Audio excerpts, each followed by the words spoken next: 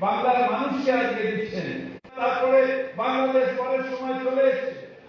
তারা তো আমাদের এখানকার নাগরিক, তাদের প্রত্যেকে আজকে ভোটার লিস্টে নাম আছে,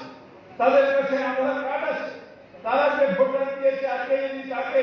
সিএ তে অ্যাপ্লিকেশন করতে হয় আর সিএ হয়ে আবার নাগরিকত্ব হারিয়ে নতুন নাগরিকত্ব করতে হয়, তাহলে তার যে ভোটের অধিকার ছিল তার ভোটের মাধ্যমে যারা আজকে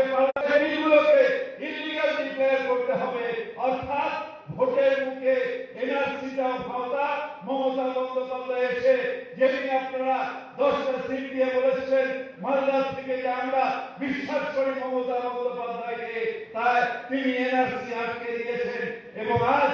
আবার যখন নরেন্দ্র মোদী তার নিজের ইলেকশনে এসছে তখন সিএ নিয়ে এসে আবার আমাদের মধ্যে ভাগাভাগি করার চেষ্টা করছে।